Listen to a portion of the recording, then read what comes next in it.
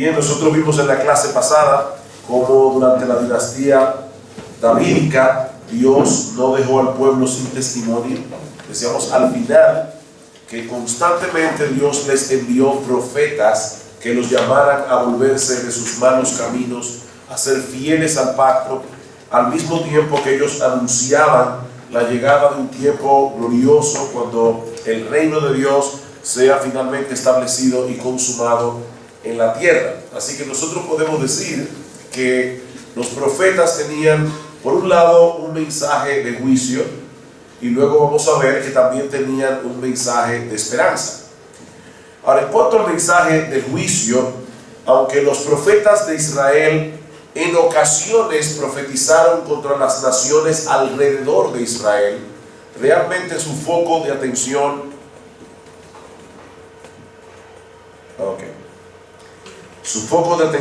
era el pueblo de Dios.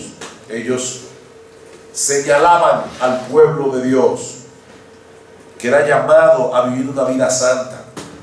Las maldiciones anunciadas en Deuteronomio capítulo 28 iban a caer sobre ellos si no se arrepentían de sus pecados. En ese sentido, los profetas actuaron como reformadores del pueblo. Ellos llamaban al pueblo a volverse al pacto original. Algunas personas, cuando escuchan el término reforma, nos preguntan: ¿y eso qué es? Porque ustedes tanto hablan de los reformadores. Bueno, ¿qué es exactamente lo que los reformadores hicieron? En estos días me encontré, estaba buscando información en internet y decía: estos son algunos hombres que fundaron iglesias, y aparecía Martín Lutero. Evidentemente la idea es, nuestra iglesia, me imagino que debe ser la católica romana, la fundó Cristo sobre Pedro, pero esas iglesias las fundaron Lutero, Wesley y no sé cuánta gente más aparecían en la foto. Ahora, realmente, ¿qué fue lo que hizo Lutero? ¿Qué fue lo que hizo Calvino? ¿Qué fue lo que hizo Zwinglio? ¿Acaso ellos realmente fundaron una nueva iglesia? ¿En qué sentido se llamaban reformadores? ¿Qué era lo que eran los reformadores? El papel de ellos no era remodelar la iglesia. Hay una diferencia entre remodelar y reformar. Cuando yo reformo algo, yo tomo lo que está y lo vuelvo a su ideal original, o trato de volverlo a su ideal original. Los reformadores no trataron de remodelar la iglesia, trataron de volverla de nuevo al patrón del Nuevo Testamento. Y eso es exactamente lo que hacían los profetas de Israel. Y ellos le decían al pueblo: de nada sirven vuestros rituales, de nada sirven vuestros sacrificios externos si ustedes no se vuelven a Dios de corazón. Y el mensaje de los profetas era tan fuerte que algunos estudiosos del Antiguo Testamento, sobre todo de las escuelas liberales, dicen que los profetas del Antiguo Testamento estaban en contra del pacto mosaico.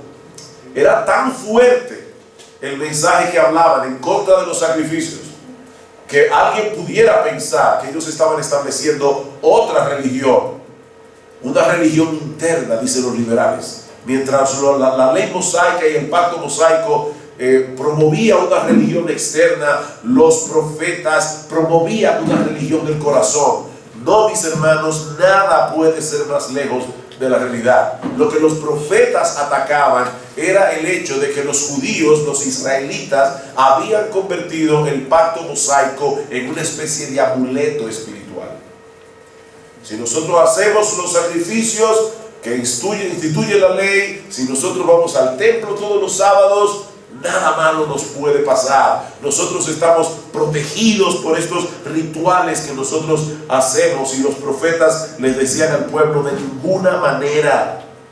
Eso es presunción.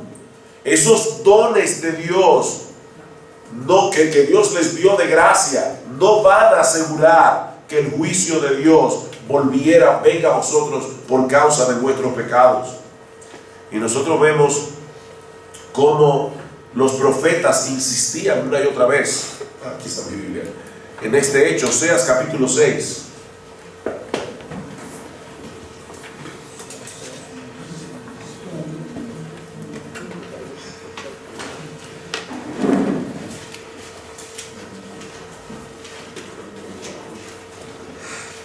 Oseas capítulo 6, versículo 6. Misericordia quiero y no sacrificio, y conocimiento de Dios más que holocaustos. Hermanos, ¿qué es lo que quiere decir Oseas aquí? ¿Que estaba mal que ellos hicieran holocaustos, que ellos hicieran sacrificios? Por supuesto que no. El punto es que ¿de qué valen los sacrificios si ellos no estaban haciendo lo que la ley estaba supuesta a hacer? ¿Hay algo que ustedes notan en este texto? Misericordia quiero y no sacrificio, y conocimiento de Dios más que holocaustos. Déjenme hacerles una pregunta. Según el Señor Jesucristo, ¿cómo se resume toda la ley? Amar a Dios y amar al prójimo. ¿Qué es lo que Oseas está diciendo aquí? Él está tomando ese resumen de la ley y dice: misericordia quiero, amar al prójimo y no sacrificio. Conocimiento de Dios, amar a Dios más que holocaustos. Pero ellos llevaban todos los sábados sus ovejas al templo y ellos pensaban ya que estaban cubiertos. Y nosotros vemos eso mismo con los fariseos. Los fariseos creían que por su justicia externa iban a salvarse. Y en Isaías capítulo 1, la demanda es todavía mucho más dura. La demanda de los profetas, o del profeta Isaías. Y nada más, imagínense al profeta Isaías. Ellos eran predicadores. Imagínense un predicador hoy en el siglo XX que se para, ¿verdad?, en su iglesia y le dice: buenos días, príncipes de Sodoma, oíd palabra de Jehová. Versículo 10. Escuchad la ley de nuestro Dios, pueblo de Gomorra. ¿Para qué me sirve, dice Jehová, la multitud de vuestros sacrificios? Hastiado estoy de holocaustos y de carneros y de cebo de animales gordos. Este era un mensaje duro para un pueblo que estaba tratando fielmente de cumplir con sus sacrificios. Algunos dicen que si nosotros no creyéramos realmente que los profetas de Israel eran hombres de Dios y que eran inspirados por Dios, algunas veces los tendríamos casi por personas que estaban mal de la cabeza, por el tipo de mensaje que daban. Entonces, ¿se imaginan en Amós capítulo 4, cuando las mujeres de Israel, esposas de los terratenientes, estaban bien comiditas, estaban bien, ¿verdad? Se veían bien de salud? Y Amós le dice: óiganme bien, vacas de Basán. O sea, era un mensaje duro. Un mensaje duro, pero ellos estaban llamando al pueblo al arrepentimiento. Lo mismo vemos en Jeremías capítulo 7. Este texto es interesante porque Jesús lo cita. Jesús lo cita. ¿Ustedes recuerdan, hermanos, cuando Jesús maldijo la higuera? Y luego, ¿qué sucede? Inmediatamente después de la maldición de la higuera, que Jesús llega al templo y dice el Señor, sobre todo en Marcos, es que aparece esta conexión. Marcos capítulo 11, el Señor maldice la higuera, luego llega al templo y dice: ustedes han convertido el templo de Dios, la casa de Dios, en una cueva de ladrones. ¿Qué es exactamente lo que el Señor Jesucristo quiere decir al denunciar: ustedes han hecho este templo, esta casa de Dios, en una cueva de ladrones? ¿Por qué una cueva de ladrones? Vayan a Jeremías capítulo 7. De paso, hermanos, una regla de hermenéutica. Hermano, ¿puedo pedirte un favor? Si te puedes... Es que me gusta verle la cara a todo lo que estoy enseñando. Y tengo una bocina aquí en el medio que no me deja verte. Gracias. Gracias. Y así tú no me ves a mí, no te pierdes de mucho, pero por lo menos yo puedo ver. ¿Estás seguro de que no te duermas?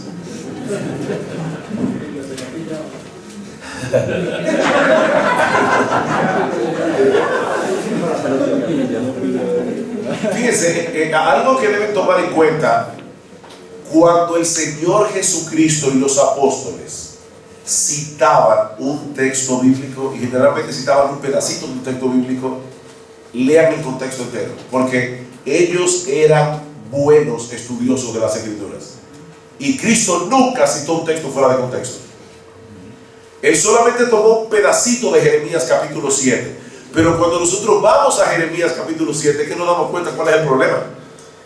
Jeremías está diciéndole al pueblo: ustedes van a ser llevados en cautiverio a menos que mejoren vuestros caminos. Entonces ahora dice en el versículo 4: no fiéis en palabra de mentira diciendo: templo de Jehová, templo de Jehová, templo de Jehová es este. Pero si mejorareis cumplidamente vuestros caminos y vuestras obras, si con verdad hiciereis justicia entre el hombre y su prójimo, y no oprimiereis al extranjero, al huérfano y a la viuda, ni en este lugar derramareis la sangre inocente, ni anduviereis en pos de dioses ajenos para mal vuestro, os haré morar en este lugar, en la tierra que di a vuestros padres para siempre. He aquí vosotros confiáis en palabras de mentira que no aprovechan, hurtando, matando, adulterando, jurando en falso, incensando a Baal y andando tras dioses extraños que no conocisteis. Vendréis y os pondréis delante de mí en esta casa sobre la cual es invocado mi nombre, y diréis: librados somos para seguir haciendo todas estas abominaciones. Es cueva de ladrones delante de vuestros ojos esta casa sobre la cual es invocado mi nombre.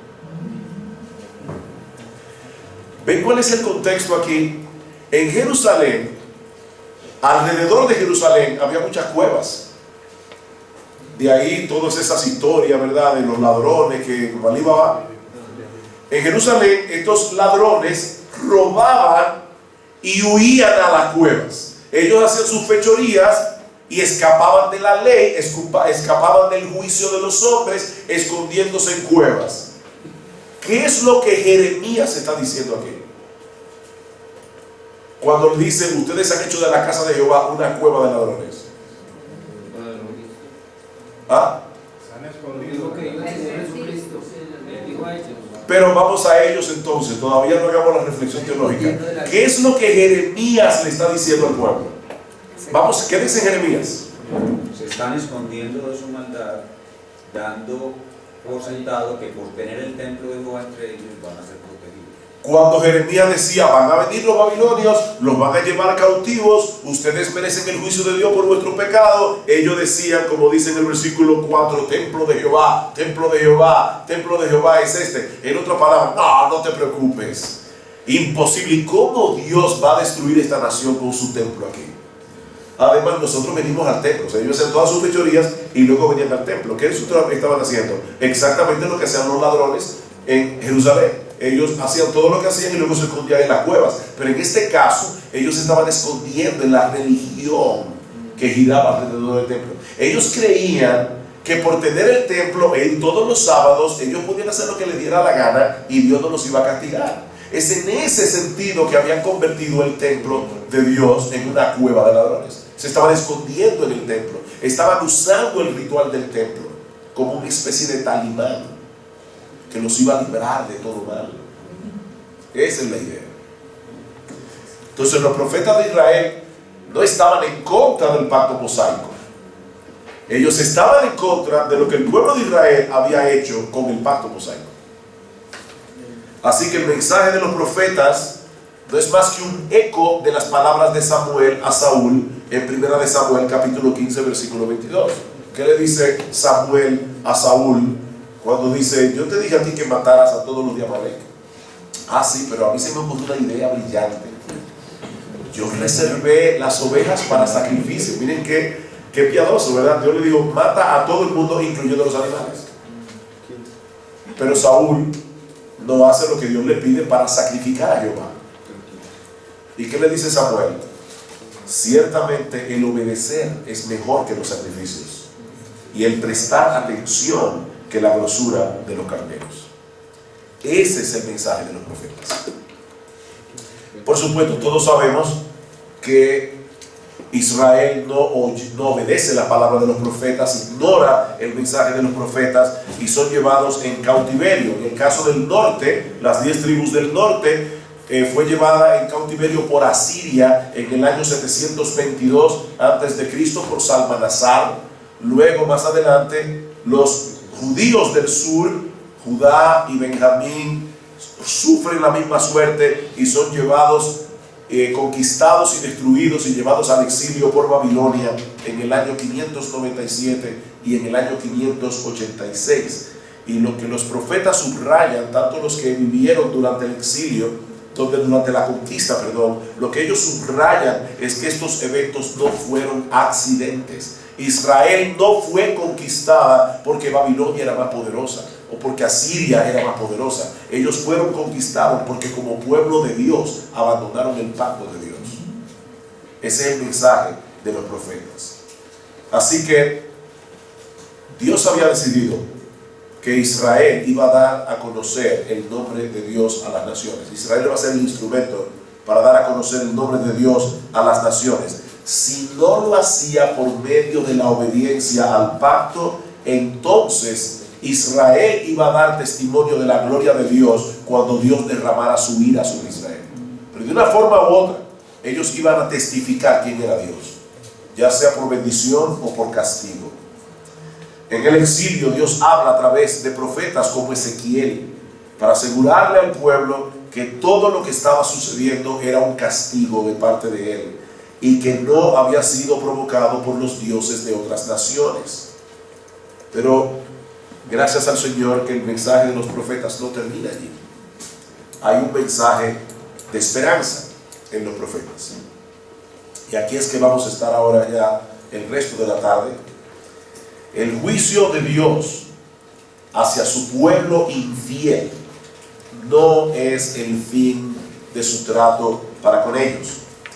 El elemento condicional de las promesas, es decir, perder la bendición si desobedecían, iba acompañado de un elemento incondicional de bendición gracias a la promesa dada a Abraham.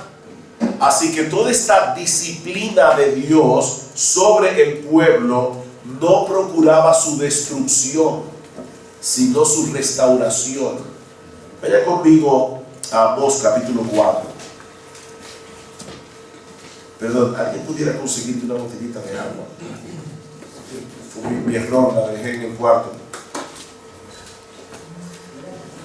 ¿Alguien puede leer, por favor, los versículos 6 al 11? Amós capítulo 4, versículos 6 al 11. Os hice estar a diente limpio en todas vuestras ciudades, y hubo falta de pan en todos vuestros pueblos, mas no os volvisteis a mí, dice Jehová. También os detuve la lluvia 3 meses antes de la siega, e hice llover sobre una ciudad, y sobre otra ciudad no hice llover. Sobre una parte llovió, y la parte sobre la cual no llovió se secó. Y venían 2 o 3 ciudades a una ciudad para beber agua, y no se saciaban. Con todo, no os volvisteis a mí, dice Jehová. Os herí con viento solano y con oruga. La langosta devoró vuestros muchos huertos y vuestras viñas, y vuestros higuerales y vuestros olivares, pero nunca os volvisteis a mí, dice Jehová. Envié contra vosotros mortandad tal como en Egipto. Maté a espada a vuestros jóvenes, con cautiverio de vuestros caballos, e hice subir el hedor de vuestros campamentos hasta vuestras narices, mas no os volvisteis a mí, dice Jehová. Os trastorné como cuando Dios trastornó a Sodoma y a Gomorra, y fuisteis como tizón escapado del fuego, mas no os volvisteis a mí, dice Jehová. Hermanos, ahí se relatan juicios terribles, ¿verdad que sí? ¿Cuál es la frase que se repite una y otra vez? Una y otra vez. Ok, ¿qué ustedes creen que significa ese texto? Aquí está el juicio. Y dice, y no se volvieron a mí. Y otro juicio, y no se volvieron a mí. Está simplemente, o sea, podríamos decir, bueno, una de las enseñanzas de ese texto es que si no obedecen a Dios, Él iba a enviar su juicio. Pero yo creo que hay otra enseñanza aquí, más importante. Y es que todos los juicios de Dios tenían el propósito de que se volvieran a Él. O sea, el punto es que estos juicios son terribles. Y Dios dice, ¿y sabe para qué yo los enviaba? Para que se volvieran a mí. Porque aunque es terrible estar a diente limpio, aunque es terrible no tener agua, aunque es terrible, que por cierto, los apóstoles de la prosperidad son tan geniales, que escuché en estos días que hay personas que tienen la capacidad de poner muelas de oro a los que tienen ese don, el don de la muela, ok. Y uno de ellos usa ese texto. Dice, os hice estar a diente limpio. O sea, yo voy a tomar todos tus dientes que tienen huecos y los voy a llenar. Pues estar a diente limpio, yo voy a hacer una obra. No, estar a diente limpio, aquí no tener que comer. No hacer dientes de oro. Pero el punto es que está diciendo, van a venir todos estos juicios. Y son terribles estos juicios. Pero ¿saben qué? Le dice Dios a la nación, es peor que ustedes no me tengan a mí. Es mejor que ustedes sufran todo eso y vuelvan a mí, a que ustedes no sufran nada de esto y tengan una vida cómoda y tengan una vida en abundancia y se olviden de mí. Ese es el mensaje del profeta Amós. Así que ellos están interpretando al pueblo y diciendo, ustedes no se dan cuenta que lo que Dios quiere es que ustedes vuelvan a Él. Así que mientras la historia de Israel muestra el fracaso del pueblo, los profetas vislumbran el futuro de Israel como mucho mejor que los buenos tiempos del pasado. Nosotros podemos ver el mensaje de los profetas de esta manera. Es como si ellos vinieran, y lo vamos a ver ahora, es como si ellos vinieran delante del pueblo y les dijeran, ¿ustedes recuerdan cómo eran las cosas en aquellos buenos tiempos bajo el liderazgo de Moisés, de David, de Salomón? Bueno, lo que viene es mucho mejor. Esa es la idea. Lo que viene es mucho mejor. ¿Y por qué será mucho mejor? Porque habrá un nuevo pacto, habrá una nueva nación, habrá un nuevo templo, habrá un nuevo rey, habrá una nueva creación. Todo será nuevo. Así que no se promete una reconstrucción del reino parcial como la que Israel ha disfrutado hasta ahora, sino un reino perfecto. Y estos no son meras profecías, son promesas divinas. Es importante, hermano, que nosotros veamos las profecías no simplemente como predicción. Las profecías son promesas. Déjeme darle su ilustración. Imagínese a un juez que le dice a un reo culpable, te condeno a 10 años de cárcel.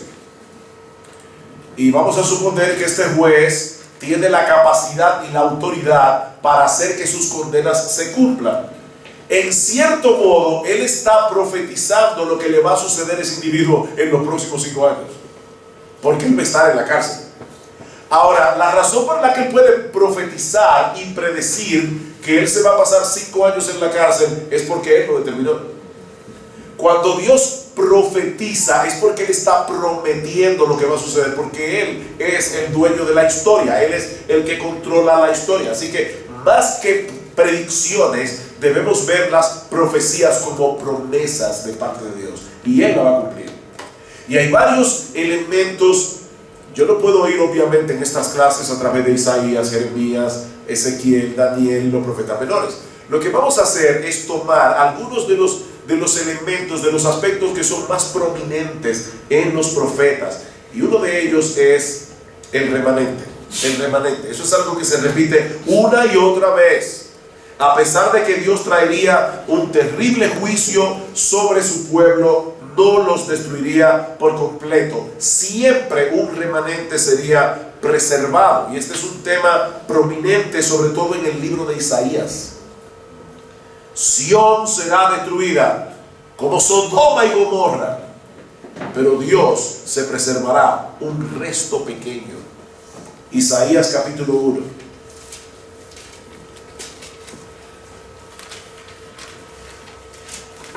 Versículo 9. Si Jehová de los ejércitos no nos hubiera dejado un resto pequeño, como Sodoma fuéramos y semejantes a Gomorra. ¿Qué pasó en Sodoma y Gomorra?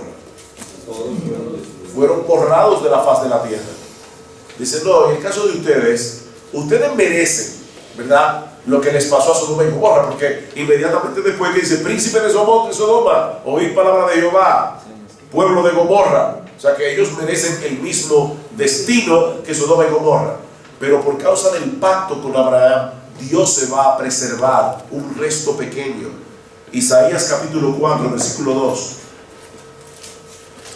En aquel tiempo el renuevo de Jehová será para hermosura y gloria, y el fruto de la tierra para grandeza y honra, a los sobrevivientes de Israel. ¿Notaron eso?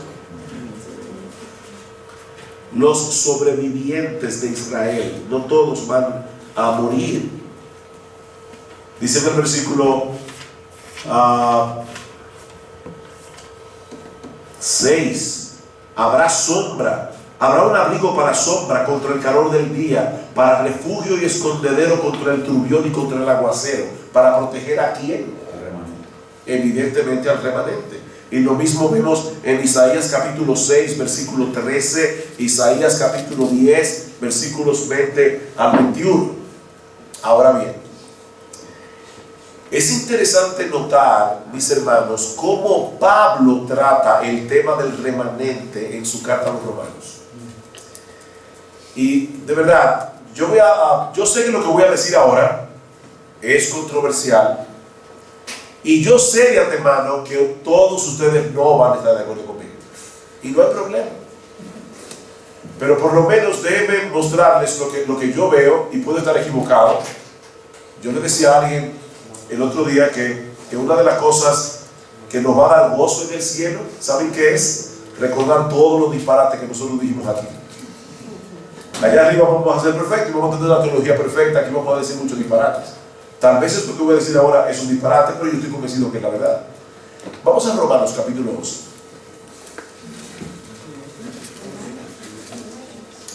Romanos capítulo 11. Si ustedes tienen una Reina Valera del 60, van a ver que el título de este capítulo, ¿cuál es? El remanente de Israel. Así que evidentemente aquí tenemos la teología de Pablo con respecto al remanente. Aquí tenemos su interpretación, porque Isaías no es el único que habla de este remanente. La interpretación que Pablo le da. No tenemos todo el tiempo para leer este capítulo completo, pero escuchen cómo Pablo comienza este capítulo. Digo pues, ¿ha desechado Dios a su pueblo? Respuesta: en ninguna manera. Pero miren cuál es el argumento que Pablo da para demostrar que Dios no ha desechado a su pueblo. Porque yo soy israelita, de la descendencia de Abraham, de la tribu de Benjamín. No ha desechado Dios a su pueblo, al cual desde antes conoció. ¿O no sabéis qué dice Elías de Elías la escritura, cómo invoca a Dios contra Israel, diciendo: Señor, a tus profetas han dado muerte? Ustedes conocen el texto. Y solo yo he quedado. Y le dice Dios, ¿qué le dice la divina respuesta? Me he reservado 7,000 hombres que no han doblado la rodilla delante de Baal. Así también, aún en este tiempo, ha quedado un remanente escogido por gracia. ¿Dónde estaba ese remanente en el tiempo? La iglesia. Pero en el tiempo, Siglo primero.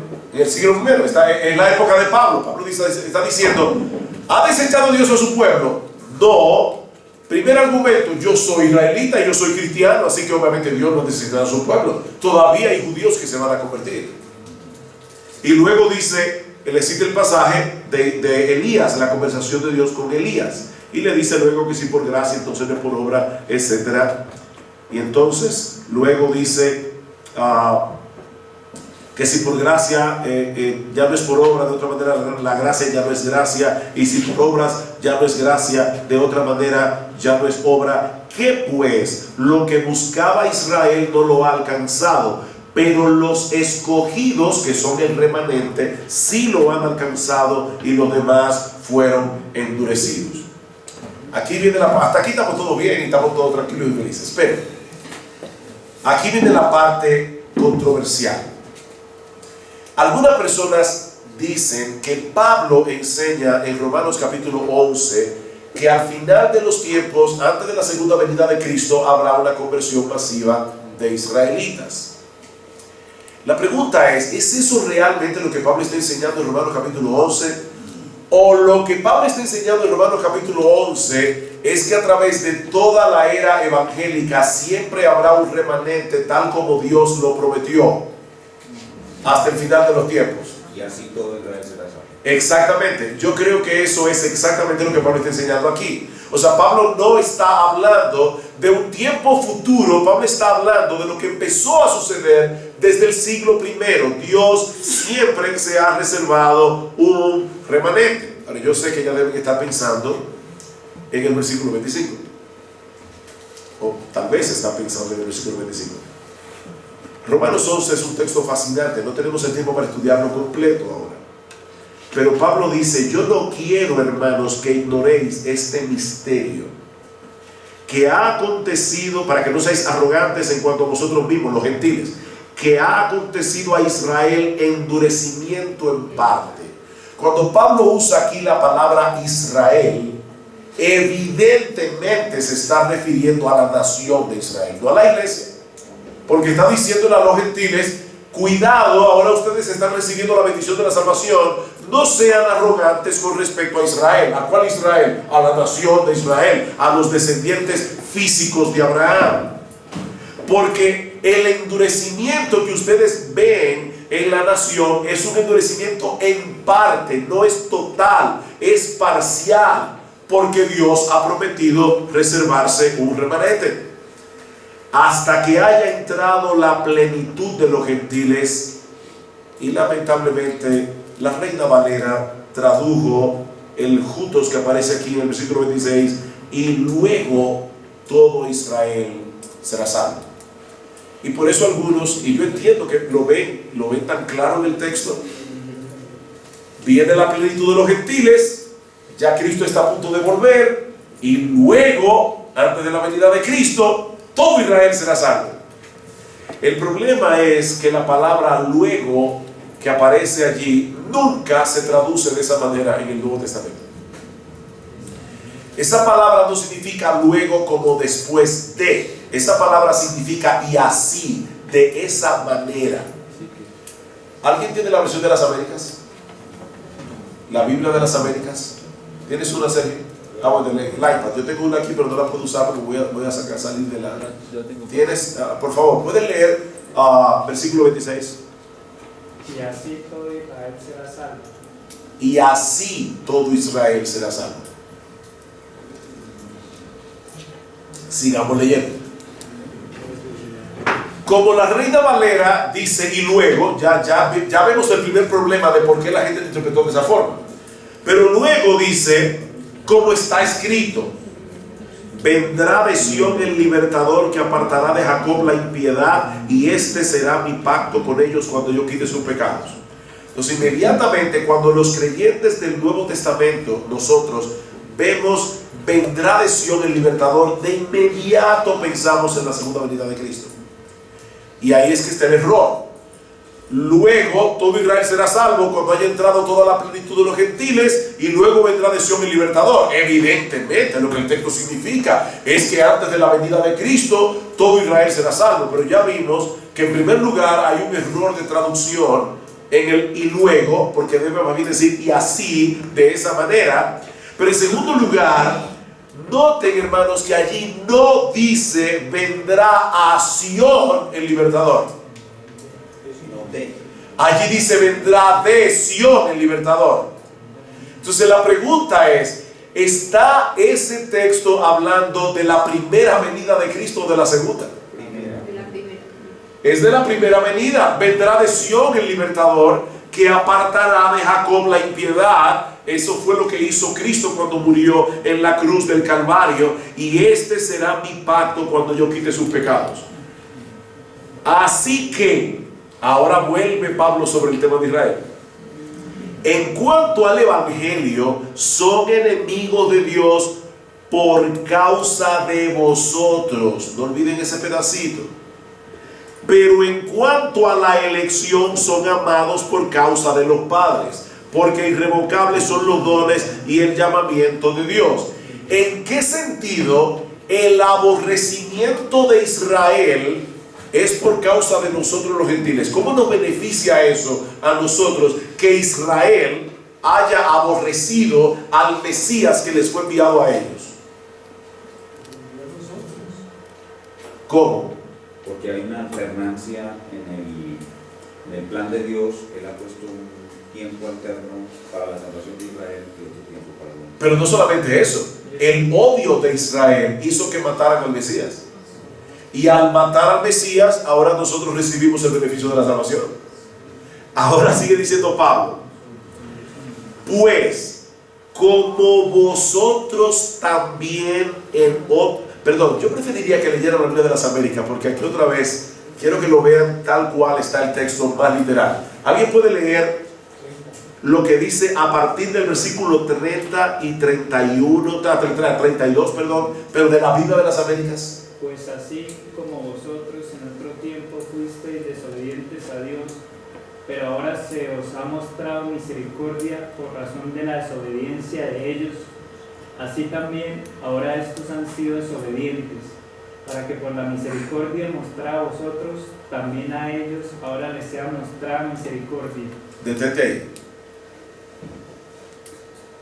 Por eso quise ir a la Biblia de las Américas. 3 veces en ese texto Pablo menciona la palabra ahora. ¿Se dieron cuenta? Hermano, léelo otra vez. Léelo con voz fuerte. Y por favor, subraya con tu voz cada vez que menciona la palabra ahora.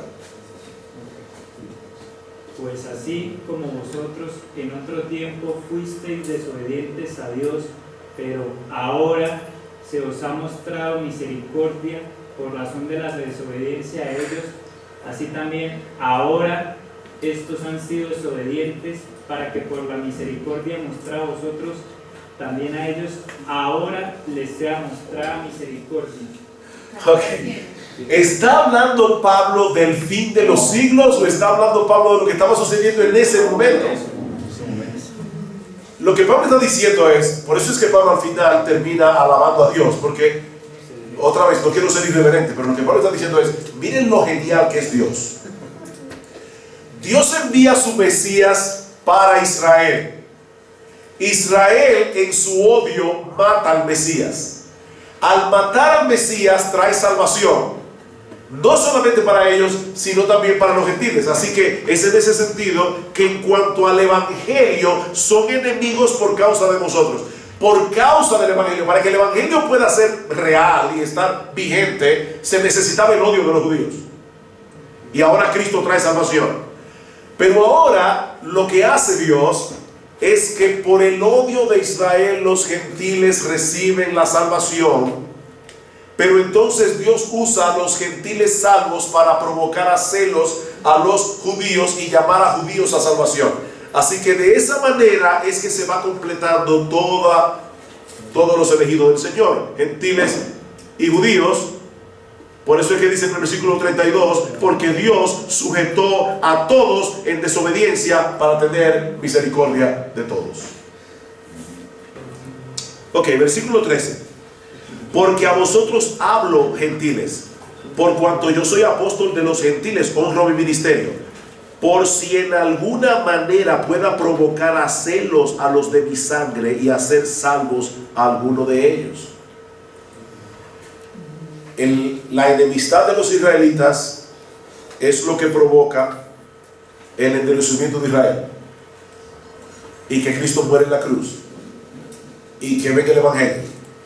Ahora los gentiles somos salvos, y ahora Dios usa a los gentiles para provocar a celos a Israel, para que ellos también sean salvos. Y a través de toda la era evangélica se van a estar convirtiendo israelitas, porque Dios se ha reservado un remanente. Y así, de esa manera, es que todo Israel será salvo. ¿Se entendió? No, aún los judíos de raza. O sea, esta iglesia, compuesta por judíos y gentiles, se va a salvar de esa manera. Israel mata al Mesías, eso trae salvación para todos. Los gentiles se convierten, la conversión de los gentiles trae celo sobre los judíos se convierten, y así todo Israel será salvo a través de todas las edades. O sea, yo no creo que va a haber una conversión masiva de los judíos antes de la segunda venida de Cristo. Yo creo que lo que Pablo está enseñando en este texto es que Dios no ha endurecido completamente a Israel, porque Dios tiene un remanente. Y más aún, porque todavía la controversia no ha terminado. Pablo demuestra ahora que este remanente preservado por Dios no son solamente los judíos, sino todo verdadero israelita, es decir, aquel que conoce al Señor Jesucristo. Porque dice en Romanos, ese texto de Romanos capítulo 11 no está allí aislado de todo el resto de la carta. Pablo dice en Romanos capítulo 2 versículo 28, pues no es judío el que lo es exteriormente, ni es la circuncisión la que se hace exteriormente en la carne, sino que es judío el que lo es en lo interior, y la circuncisión es la del corazón, en espíritu, no en letra, la alabanza del cual no viene de los hombres sino de Dios. Capítulo 9 versículo 6.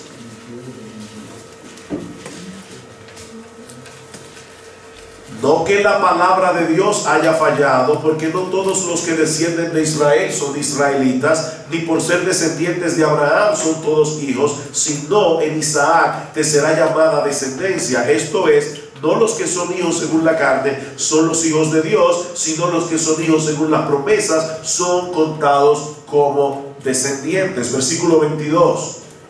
Y que si Dios, queriendo mostrar su ira y hacer notorio su poder, soportó con mucha paciencia los vasos de ira preparados para destrucción, y para hacer notorias las riquezas de su gloria, las mostró para con los vasos de misericordia que él preparó de antemano para gloria, a los cuales también ha llamado, esto es, a nosotros, no solo de los judíos, sino también de los gentiles, como también en Oseas dice, llamaré pueblo mío al que no era mi pueblo, y a la no amada, amada. Y en el lugar donde se le dijo, vosotros no sois pueblo mío, allí serán llamados hijos del Dios viviente.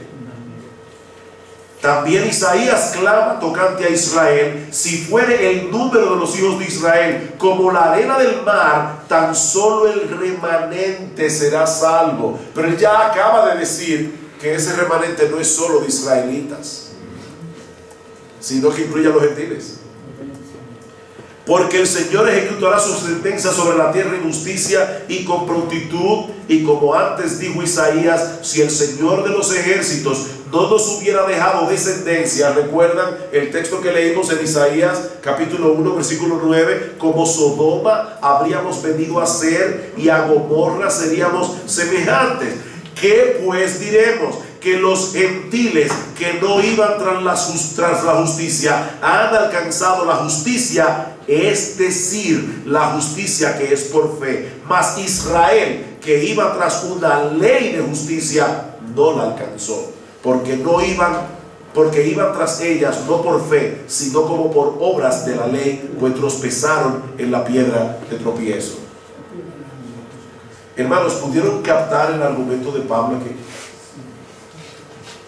El remanente. ¿Quién es el remanente?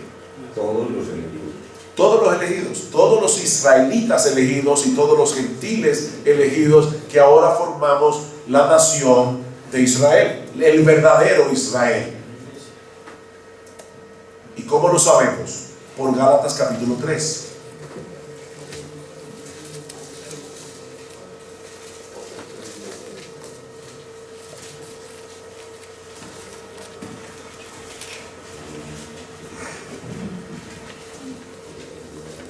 Gálatas capítulo 3.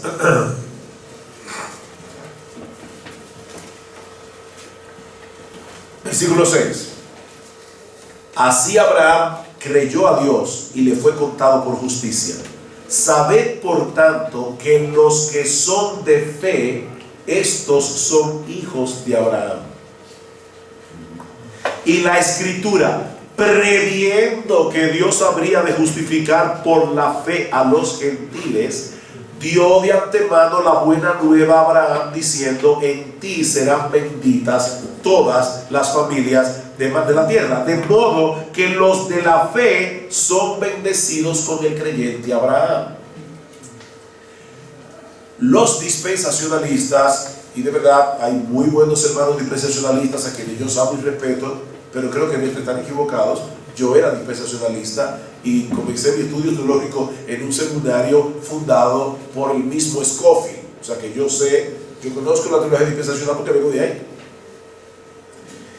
Pero los dispensacionalistas dicen que cuando nosotros aplicamos las profecías del Antiguo Testamento a la iglesia, estamos espiritualizando y alegorizando las Escrituras. No, eso no es así. Cuando nosotros aplicamos las profecías del Antiguo Testamento a la iglesia, estamos simplemente interpretando esa profecía como los apóstoles lo hicieron. Porque noten lo que Pablo dice aquí. ¿Cómo puede ser que a los gentiles se les llame parte de Israel? ¿Cómo se puede hacer eso sin alegorizar las Escrituras? Y hermano, nunca alegoricen las Escrituras, porque eso está mal. ¿Cómo podemos hacer eso sin alegorizar, sin espiritualizar los textos? Pablo lo demuestra muy fácilmente en Gálatas 3, versículo 16. Ahora bien, el texto que vimos ayer, a Abraham fueron hechas las promesas y a su simiente. Así que aquí tenemos a Abraham,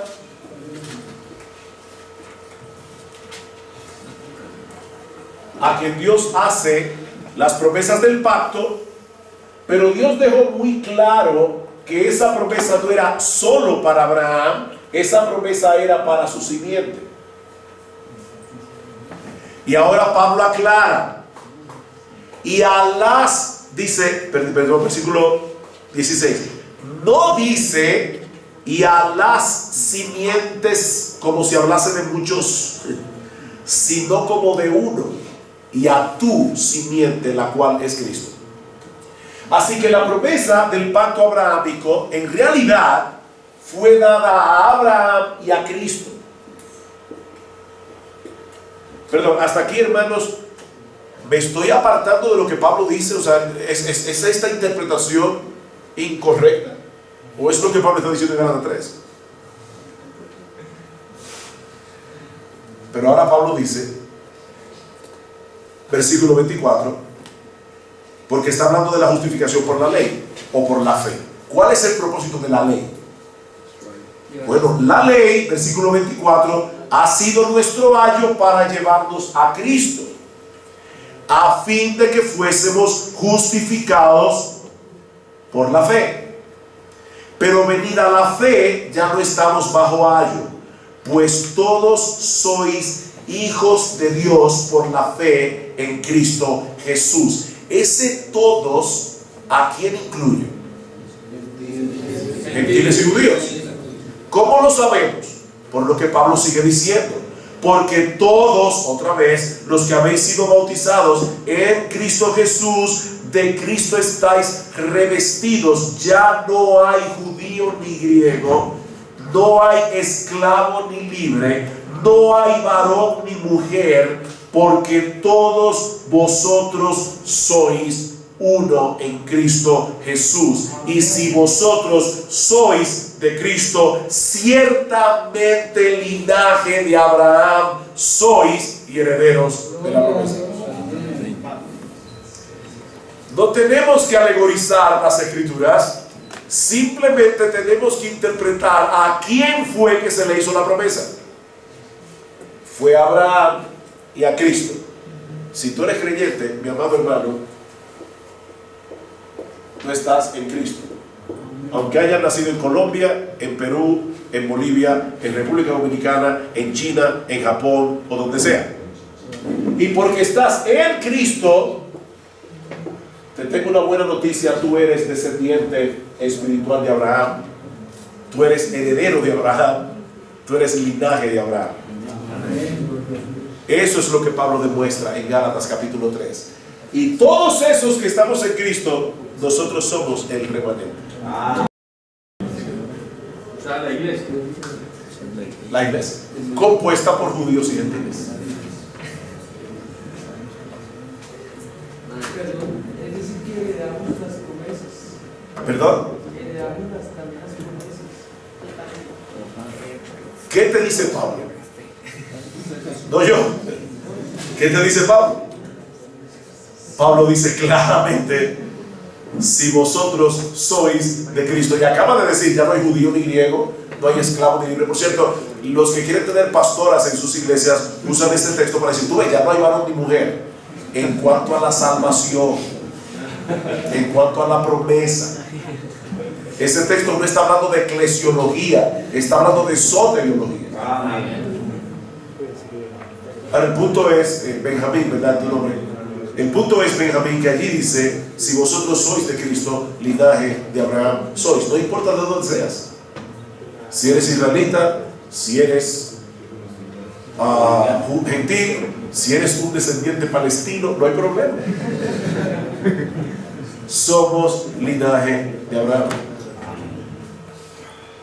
Así que, hermanos, cuando nosotros leemos todas esas profecías en el Antiguo Testamento acerca del remanente, tenemos que entender que el verdadero remanente en realidad es Cristo y todos los que estamos en Cristo. Ese es el remanente. De hecho, no sé si se dieron cuenta de algo en Romanos capítulo 9. Aparte de Isaías, ¿qué profeta citó Pablo para demostrar esto? A Oseas. Oh, interesante. ¿A dónde profetizó Oseas? ¿En el norte o en el sur? En el norte. Oh, más interesante todavía, porque eso quiere decir que Oseas estaba hablando de pueblo mío, no pueblo mío, a esas 10 naciones que después se fundieron con las tribus paganas que trajeron los asirios y nacieron los samaritanos, y ellos son los que están incluidos en esta promesa del remanente. Así que es obvio que esa profecía del remanente incluía gentiles, porque ya los samaritanos no eran una raza pura de israelitas. Y Oseas les dice, ustedes van a ser llamados pueblo mío al final de los tiempos.